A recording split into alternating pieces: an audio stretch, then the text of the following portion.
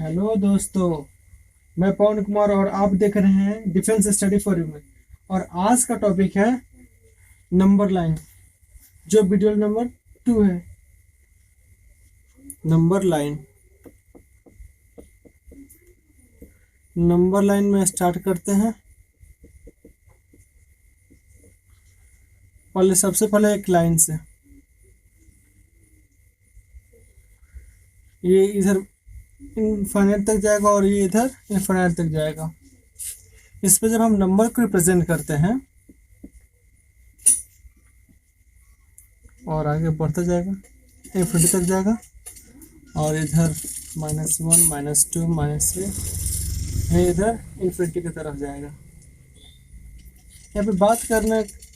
यहाँ पे हम ये बात करेंगे कि जो x है, x एक हम जो अपना कोई भी वैल्यू मानेंगे उसको, इसके इधर ये एक मेरा बाउंड्री है और जो x इधर है, जो जीरो के राइट हैंड साइड में है, वो हमेशा ग्रेटर देन जीरो होते हैं, ग्रेटर देन जीरो। और जो जीरो के लेफ्ट साइड में है वो हमेशा क्या होंगे, लेस देन जीरो।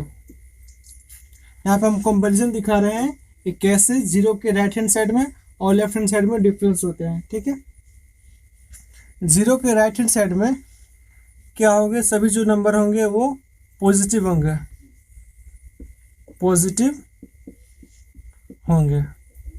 और जीरो के लेफ्ट हैंड साइड में जितने भी होंगे वो कैसे नंबर होंगे, निगेटिव नंबर होंगे।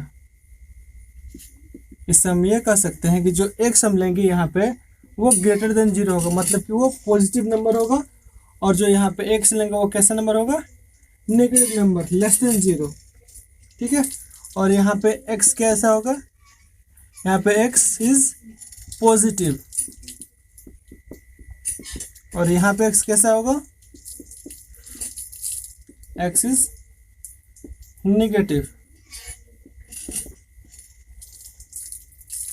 यहाँ तक समझ में आया? आगे बढ़ते हैं। नंबर लाइन में ये तो पहला था, टाइप ए का था। टाइप ए मतलब कि एक ऐसा चलते जाएगा सीरीज में, एक टाइप ए। टाइप बी में देखते हैं क्या होता है। हमको यहाँ तक तो पता चल चुका है कि जीरो के राइट हैंड साइड में पॉजिटिव और जीरो के लेफ्ट हैंड साइड में निगेटिव होता है नंबर, जो भी होंगे एक्स का वैल्यू। अब देखें कि आखिर माइनस इन्फिनिटी और इन्फिनिटी होता क्या है। ठीक है, आइए डिफिनेशन से जानने की कोशिश करते हैं। माइनस इन्फिनिटी को डिफाइन ऐसे करते हैं, it is not a fixed number.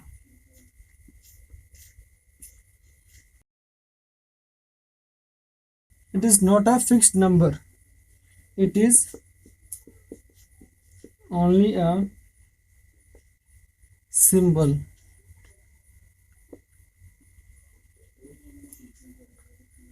It is very very small. It is a very very small number. इसको क्या बोलते हैं, इसको क्या पढ़ेंगे हम,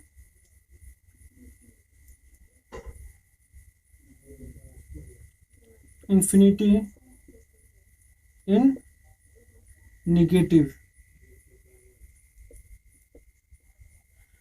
उसी तरह एक और आता है यहाँ पे टर्म, इसका अपोजिट है बी नंबर, प्लस इन्फिनिटी। ये प्लस इन्फिनिटी क्या होता है, it is not a fixed number. It is only a symbol.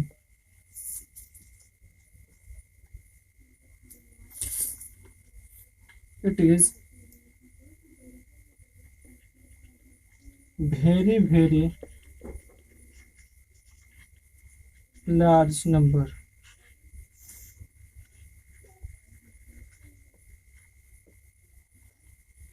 यहां तक कॉपी करते हैं तब तक। यहाँ पे एक इम्पोर्टेंट पॉइंट है जो हमें याद रखने होंगे। इम्पोर्टेंट पॉइंट वो ये है, इससे infinity plus infinity is equal to infinity होता है। इसको हम आगे समझते हैं कैसे होता है। Infinity into zero is equal to zero. ये तो हमको पहले से पता है कि किसी भी नंबर में अगर हम जीरो से मल्टीप्लाई करते हैं तो वो जीरो ही होता है। नेक्स्ट है इन्फिनिटी माइनस 100। अगर करते हैं कुछ घटाते हैं इन्फिनिटी में से तो क्या होता है इन्फिनिटी। मतलब कि इन्फिनिटी इतना बड़ा नंबर है, अगर उसमें से थोड़ा सा निकलेगा तो उससे कोई फर्क नहीं पड़ने वाला है। इससे इसको मान लेते हैं इन्फिनिटी क्या है, वाटर ऑफ सी।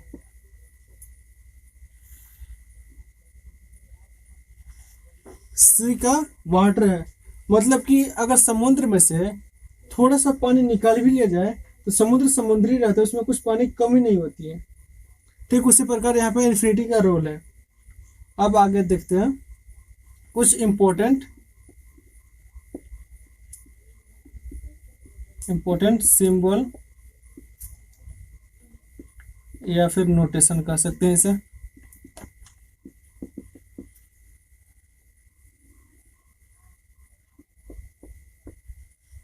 पहला आता है इसमें, इसे a is less than b पढ़ते हैं। ठीक है, क्या पढ़ेंगे इसे, a is less than b लिख देते हैं यहाँ पे। a is less than b। Okay, दूसरा अगर कोई सिंबल ऐसा अगर दिया रहता है तो उसको क्या पढ़ेंगे, ऐसे सिंबल को पढ़ेंगे a इज लेस देन और इक्वल टू b।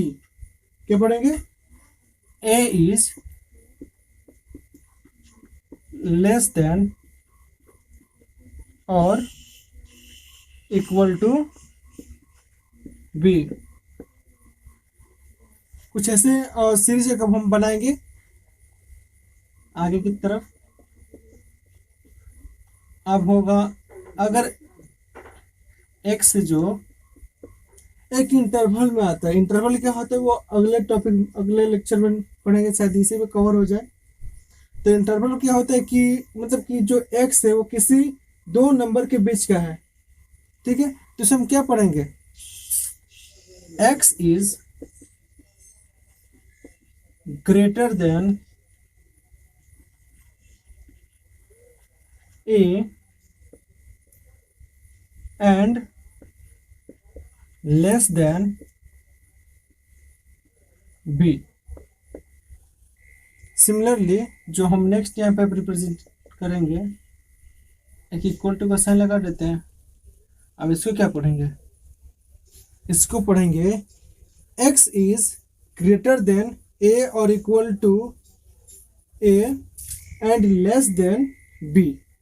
क्या पढ़ेंगे, x is greater then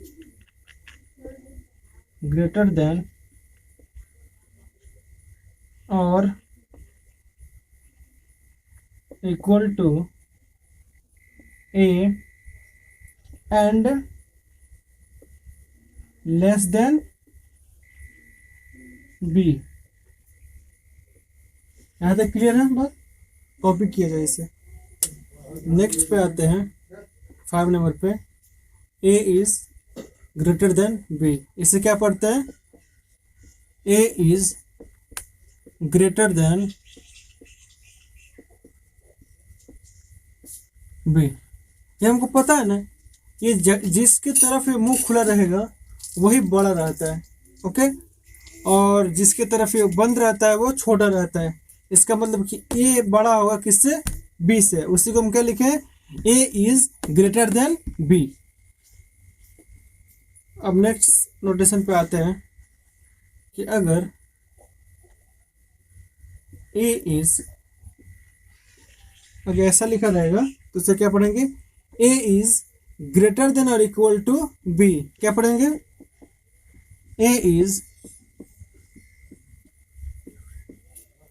greater than और इक्वल टू बी।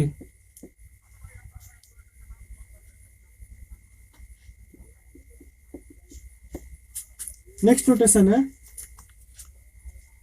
अगर ऐसा लिखा रहे तो क्या पढ़ेंगे, ऐसा लिखा रहेगा तो क्या पढ़ेंगे, x इज ग्रेटर देन और equal to a and x is less than और इक्वल टू b। क्या पढ़ेंगे, x इज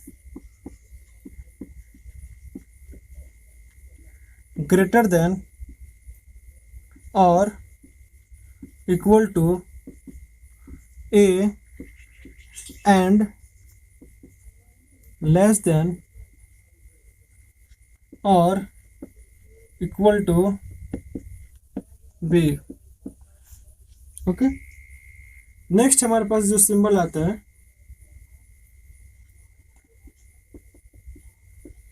वो है सिग्मा।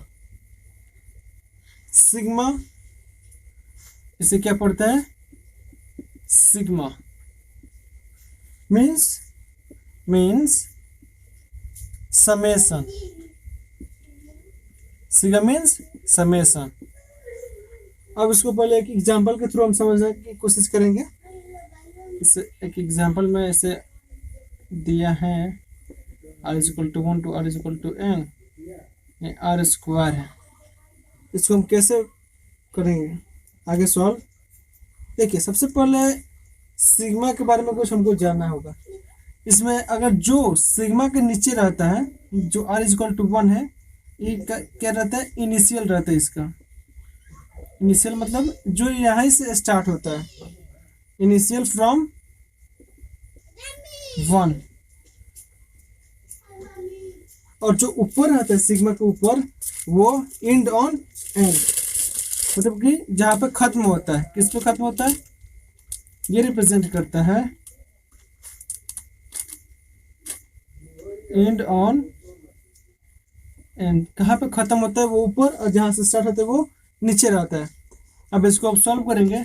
सिग्मा में समेशन होता है, मतलब कि जितने भी नंबर इसमें आएंगे उसको जोड़ते जाना है। इसमें जैसे r स्क्वायर है तो स्टार्ट कहाँ से होगा, 1 से होगा ना, तो पहले 1 फिर स्क्वायर, फिर r इज इक्वल टू 2 फिर स्क्वायर, फिर r is equal to 3 square, ऐसे रखते जाएंगे तो लास्ट में अंतिम में फाइनल में क्या आएगा, n स्क्वायर।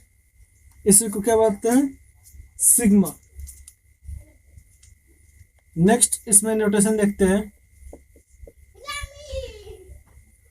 वो है ये, इसे क्या बोलते हैं, बिलोंग्स टू। क्या बोलते हैं इसे, बिलोंग्स टू, जो हमने पिछले लेक्चर में यूज किया था, belongs to.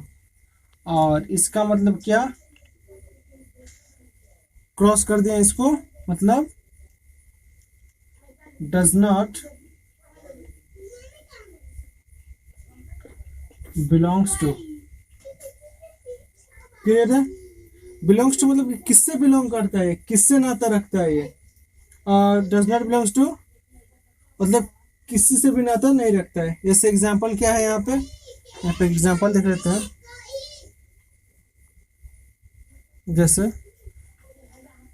n is belongs to natural number, इसे क्या पढ़ेंगे, इससे हम पढ़ेंगे, सॉरी, इसे पढ़ेंगे n belongs to natural number. अगर क्वेश्चन में अगर ऐसे दिया हो n, ऐसा क्रॉस कर दिया हो, क्रॉस एन, तो इसे क्या पढ़ेंगे, इससे पढ़ेंगे n does not belongs to natural number. यहाँ तक बात क्लियर है? नोट करते हैं इसे। और नेक्स्ट है एक पाई जैसा ही रहता है। यहाँ से स्टार्ट होगा, जैसे r इज इक्वल टू 1 और ये r is equal to n। और यहाँ पे पाई ऑफ किसका रखते हैं, मान लीजिए कि r का रखते हैं, r स्क्वायर का।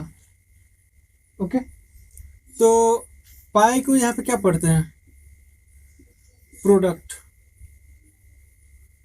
क्या पढ़ते हैं, प्रोडक्ट। मतलब जिस तरह सिग्मा था एडिशन के लिए लगातार जोड़ते जा रहा था, उसी तरह यहाँ पे क्या है, पाई, इसे प्रोडक्ट बोलते हैं। ये भी स्टार्ट होता है कहाँ से, जो इसके नीचे रहते हैं वहाँ से ये स्टार्ट होता है, start from 1।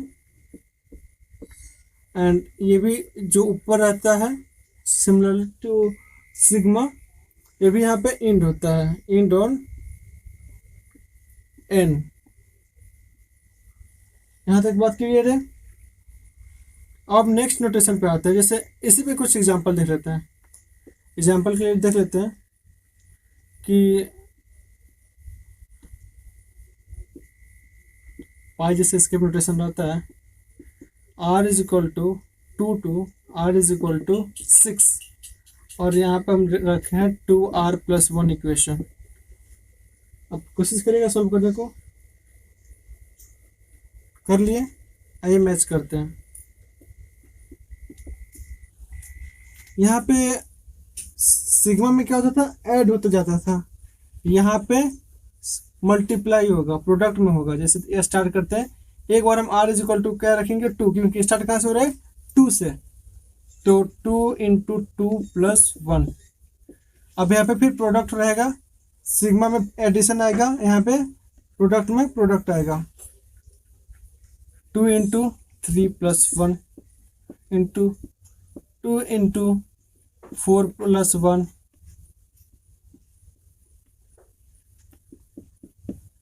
Into 2 into 5 plus 1 into 2 into 6 plus 1। सभी के बीच में क्या है, प्रोडक्ट है। अब इसको फर्दर सॉल्व करेंगे, फर्दर आगे 4 प्लस 1, 2 3 6 प्लस 1 इंटू 2 4 जा 8 प्लस 1 इंटू 2 5 जा 10 प्लस 1, 2 6 जा 12 प्लस 1। क्लियर है बात? अब यहाँ पे हम फाइनल रिजल्ट ला ही देते हैं, 5 इंटू 7 इंटू 9 इंटू 11 इंटू 13। अब जो प्रोडक्ट करके लाएंगे वही हमारा फाइनल क्या हो जाएगा, आंसर हो जाएगा। जो मल्टीप्लाई कर देंगे इसका वही हमारा रिजल्टेंट आंसर हो जाएगा। अब नेक्स्ट नोटेशन है हमारे पास, ऐसा रहता है, अक्सर किताबों में देखने को मिलता है, उल्टा ई रहता है। इसका मतलब क्या होता है, देयर एग्जिस्ट। ऐसे तो कुछ समझ में आएगा नहीं कि देयर एग्जिस्ट मतलब होता क्या है, लेकिन इसको एग्जाम्पल के माध्यम से समझने की कोशिश करते हैं। एग्जाम्पल में दिया है,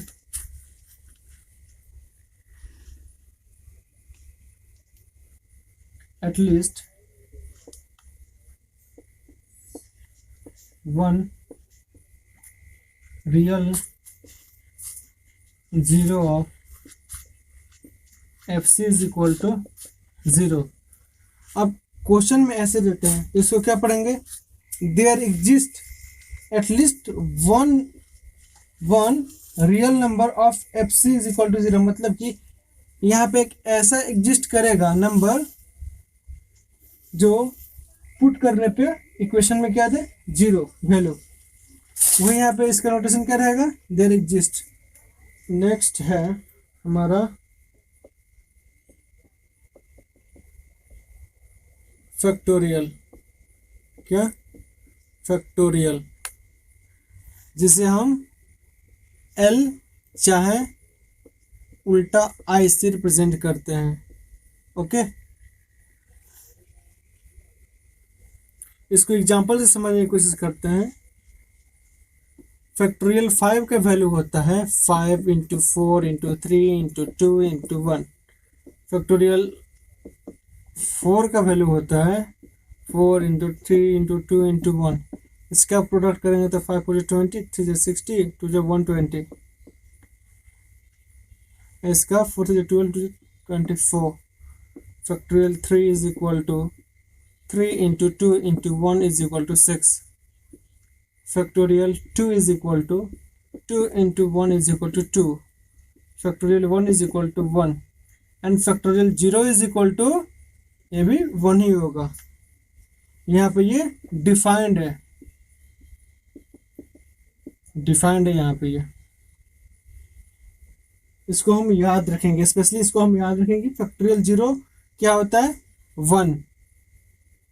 ओके, अब यहाँ से हम देखते जा रहे हैं कि जैसे जैसे हम आगे बढ़ रहे हैं एक एक कम होते जा रहा है हर एक सीरीज में, और प्रोडक्ट हो रहा है, मल्टीप्लाई भी हो रहा है हर एक में। तो यहाँ से हम एक जनरल फार्मूला निकालते हैं। तो ये आता है जनरल कि factorial n is equal to n times n minus 1 n minus 2 dot dot dot 3 2 1। Last कहाँ तक जाएगा 1 तक। इस फार्मूले को हमें याद रखना होगा अपने को। Factorial n is equal to क्या होता है n times n minus 1 times n minus 2 dot dot dot 3 2 1 तक, लास्ट 1 तक जाता है। यहाँ तक बात क्लियर है। अब आगे बढ़ते हैं कुछ एग्जांपल के साथ। जैसे फैक्टोरियल 8 बाई फैक्टोरियल 7 देखते हैं। अब फैक्टोरियल 8 को कैसे लिखेंगे 8 into 7 into 6 into 5 into 4 into 3 into 2 into 1 by. अब फैक्टोरियल 7 को कैसे स्प्लिट करेंगे 7 इंटू एक कम करते जाएंगे 5 इंटू 4 इंटू 3 इंटू 2 इंटू 1।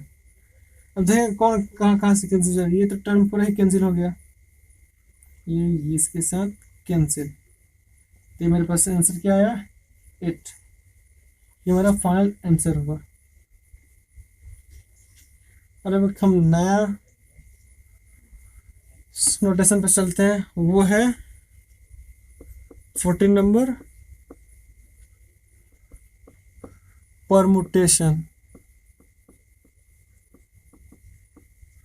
है। परमुटेशन को हम नॉर्मली बोलते हैं अरेंजमेंट।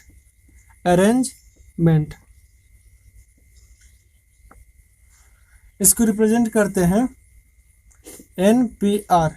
अरेंजमेंट में होता क्या है, अगर आपको कोई वस्तु दिया गया है, ठीक है, तो आपको बारी बारी से उसको अरेंज करना है। ठीक है, मान लीजिए कि आपके पास 10 ऐसे वस्तु दिया गया है जो आगे पीछे इधर उधर रखा हुआ है, और आपको बोला जा रहा है एक ऑर्डर में रखिए, तो उसी को क्या बोलते हैं अरेंजमेंट करना उसका। ओके, तो इसको NPR से रिप्रेजेंट करते हैं, चाहे PNR। ये NPR को क्या कैसे पढ़ते हैं हम, यहाँ पर पढ़ेंगे अरेंजमेंट ऑफ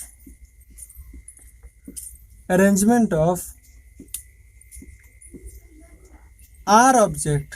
जो नीचे वाला रहता है वो क्या रहता है R ऑब्जेक्ट। कितने को सजाना है R ऑब्जेक्ट आउट ऑफ कितने में से N ऑब्जेक्ट। यहां तक बात क्लियर है कि NPR को हम PNR भी लिखते हैं, और इसका फॉर्मूला होता है factorial n by factorial n minus r। जितने सामान को हमको अरेंज करना है उतना माइनस कर देंगे डिनोमिनेटर में। यहाँ तक बात क्लियर है। कुछ एग्जांपल देखते हैं।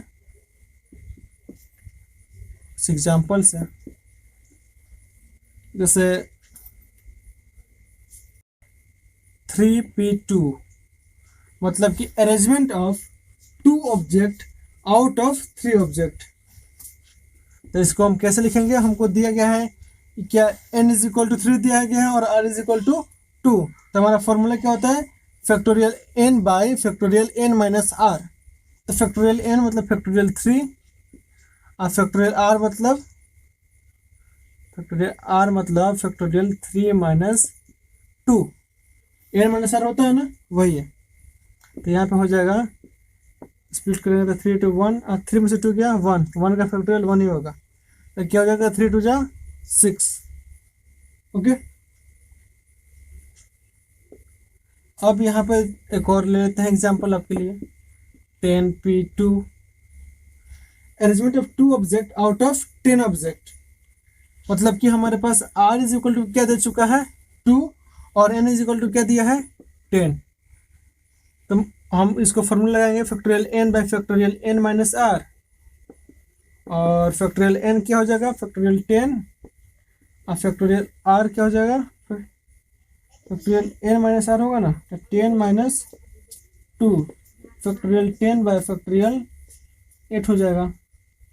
अब इसको आगे सॉल्व करना चाहेंगे तो फैक्टोरियल 10 को फैक्टोरियल 10 इंटू 9 इंटू 8 बाय, यहाँ पे फैक्टोरियल 8 लिख सकते हैं क्योंकि इसके आगे तो वैसे ही टर्म बढ़ते जाएगा, हम यहीं पर लिख के छोड़ सकते हैं इसको। फैक्टोरियल 8 टू फैक्टोरियल 8 कैंसिल, ये क्या हो जाएगा 90। ये हमारा आंसर हो गया। इसको कॉपी करिए, तब आगे देखते हैं। 15 नंबर वो है कॉम्बिनेशन। कॉम्बिनेशन को हम क्या बोलते हैं नॉर्मली, यूजुअली सिलेक्शन। इसका फॉर्मूला, इसको रिप्रेजेंटेशन करते हैं NCR, सिमिलरली टू परमुटेशन है, ठीक है, CNR।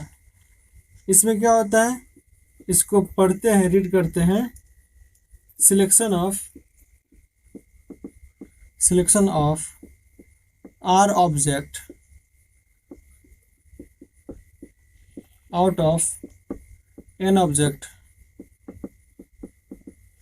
ओके, और इसका फॉर्मूला क्या होता है factorial n by factorial n minus r times नीचे ही फैक्टोरियल r। जितने घटाएंगे उसी का फैक्टोरियल से मल्टीप्लाई करेंगे डिनोमिनेटर में।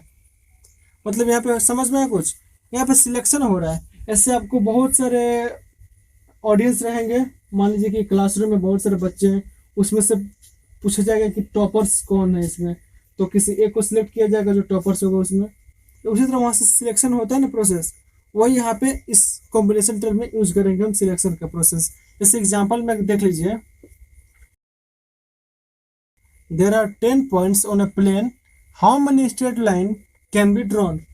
एक प्लेन में 10 पॉइंट्स रखे हुए हैं, ठीक है, तो उसमें हमें स्ट्रेट लाइन ड्रॉ करना है और वो भी बताना है कितने स्ट्रेट लाइन। इसको हम इस प्रोसेस से बनाएंगे कॉम्बिनेशन का फॉर्मूला लगाकर, क्योंकि 10 पॉइंट्स है और मिनिमम एक स्ट्रेट लाइन को बनने के लिए मिनिमम 2 पॉइंट्स चाहिए। तो वो कितने पॉइंट्स पर सिलेक्ट करने होंगे 2 पॉइंट्स, क्योंकि मिनिमम कंडीशन यही है कि अगर एक स्ट्रेट लाइन बनाना है तो उसमें कितने पॉइंट्स लगेंगे 2। तो इसलिए हम पहले 10 में से 2 को सिलेक्ट करेंगे, ठीक है, 10 से 2 निकाल लेंगे, कितना आ रहा है factorial 10 bye factorial 10 minus 8 10 minus 2 and factorial 2। Further solve करेंगे इसको तो factorial 10 by factorial 2 into factorial 8 हो जाएगा।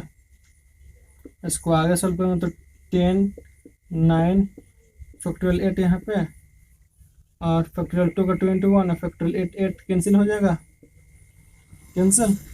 ये हमारा हो जाएगा 45 लाइंस बनेंगे। बात समझ में आई यहाँ तक? अब चलते हैं दूसरा question. There are 8 points on a plane, how many triangles can be drawn. अब 8 पॉइंट्स दिए हैं किसी प्लेन पे और मेरे को पूछ रहा है कि कितने ट्रायंगल्स बन सकते हैं। तो हमें पहले याद रखना होगा कि ट्रायंगल्स बनाने के लिए मिनिमम कितने चाहिए, मेरे को कम से कम 3 पॉइंट्स चाहिए एक ट्रायंगल बनाने के लिए। तो हम 10 में जो 8 दिया है 8 में से कितना चूज करेंगे 3, क्योंकि मेरे को मिनिमम ट्रायंगल बनने के लिए कितने पॉइंट्स की जरूरत है 3। वो यहाँ से हम निकालेंगे 8c3 is equal two factorial 8 by factorial 8 minus 3 factorial 3। ये तो n है और ये r है, factorial n by factorial n minus r into factorial r। इसको आगे सॉल्व करेंगे तो 8 into 7 into 6 into 5 factorial 5, 3 into 2 into 1 और फैक्टोरियल 8 माइनस 3 कहता है फैक्टोरियल 5। मैं इसको यहाँ पे इसीलिए छोड़ा ताकि ये मेरे को कैंसिल हो जाए, क्योंकि अगर मैं इसको भी आगे बढ़ाऊंगा तो 4 इंटू 3 इंटू 2 इंटू 1 और ये भी बढ़ेगा 4 इंटू 3 इंटू 2 इंटू 1, दोनों आखिर कैंसिल हो गए लास्ट में, इसलिए हम पहले शॉर्ट में इसको कैंसिल कर दे रहे हैं। और 3 2 जा 6, तो 8 7 जा 56, कितने होंगे ट्रायंगल्स। और मेरे को एक नोट यहाँ पे याद रखना होगा इम्पोर्टेंट, कि अगर n पॉलीगन, अगर n नंबर ऑफ साइड्स का अगर कोई पॉलीगन है और उसमें नंबर ऑफ डायगोनल्स निकालेंगे, उसके लिए फॉर्मूला होता है, पहले लिख सकते हैं, if number of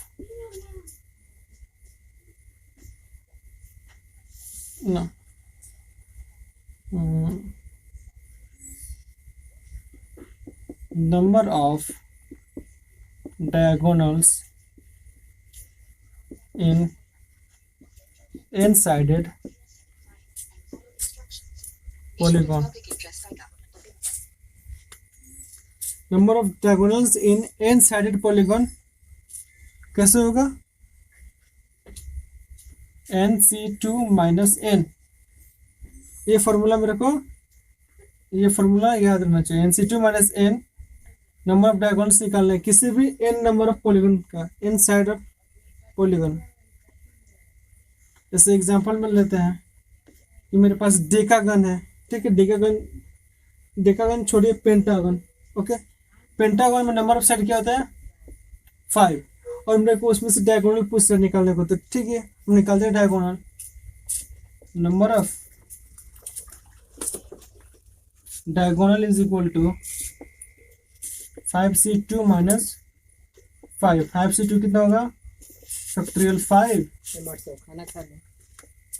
factorial 5 by factorial 5 minus 2 and factorial 2 minus 5। इसको फर्दर सॉल्व करेंगे तो 5 4 3 factorial 3 by 2 into 1 factorial 3 minus 5, जो कि आगे यहाँ पे सॉल्व करने पे 10 minus 5 is equal to 5 diagonals होंगे।